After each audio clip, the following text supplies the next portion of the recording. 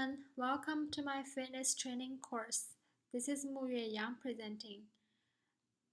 I chose this topic because I myself really like to work out, so I want to use this opportunity to learn more about exercising, and at the same time, I want to use this opportunity to introduce to people what the different types of exercises and also what they need to eat before and after working out. This course is designed to be an asynchronous course and there will be no deadlines for any activities. The reason for that is since this is a physical activity course, I want to prevent injuries since I don't know my students' health condition and if people have a certain types of health condition and if they train themselves without any supervisor, it can cause injury. So ideally, the people who will enroll in this course will be people who are able to perform a certain level of physical activities. Now let's go ahead and look at my course design. One of my biggest goals for my course design is to have a really clean and clear layout and navigation, which I think I've met this goal because I have 3 topics, which is aerobic exercise, anaerobic exercise, and nutrition. And for all 3 of my topics, I have basically the exact same layout, which is a lesson page followed by activity and assignments. Let's go back and look at my first section is an announcement section. In here is where I will post all my course updates and any announcements. And the second one is called general questions and answer. In here, students can post any questions that they have so that other classmates can answer their question as well. The benefit of doing this is that if the instructor is not able to respond them on time, then they have other help as well. Now let's go ahead and look at my topics. As I said, all 3 of my topics, they all have the same layout, so I will just focus on explaining one topic, and that'll explain the second and the third topic. My topic will start with a lesson page, and here is what my lesson page look like. On the left side, there's a lesson manual. It tells the student which stage they are at. Right now, we're at the introduction page, and now we can go to objectives. And also over here, I have the link to go back and go to the next page. And here's the course content itself. Here's the definition, health benefits, examples of aerobic exercise, safety tips, and also how much exercise that the students will need for a week. And this is the summary of the lesson. So this will tell the students that they've reached the end of their lesson and they can either choose to go back or they can choose to end. Also in this section, it tells the students what they need to do next, which is go to the activity and assignment section for their assignments.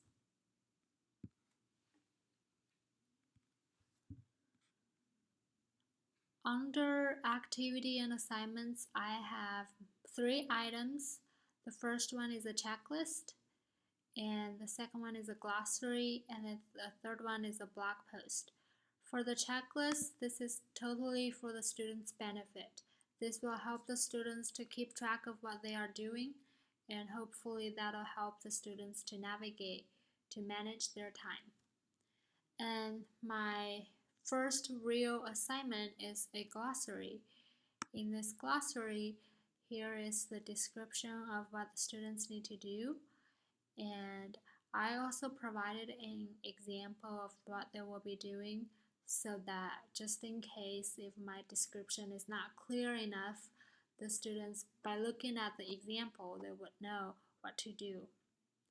And also this glossary is a platform that I set up to promote interaction between the students.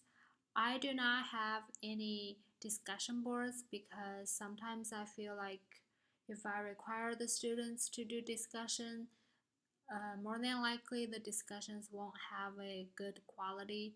So here, the students can leave comments after they've watched videos and if they have any questions. So all the discussions here will be totally self-motivated. I won't be grading what they are doing here. Well, I will be grading their glossary post, but I won't be grading their discussions. So this was my first assignment, and my second assignment is a weekly blog post. And here is the description of what the students need to do. I do not have an example of a blog post for this because I don't want to limit the students' creativity. I want to let them to work around, to discover and to write down whatever they want to. But I do have some detailed things that I will be looking for in their blog.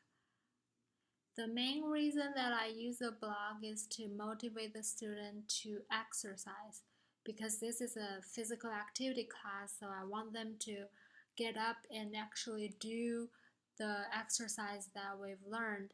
And also from the glossary, I hope that the students can perform the exercise that they found online and from the videos that their classmates post. So I really think that these two activities go hand in hand and they all have their own purposes.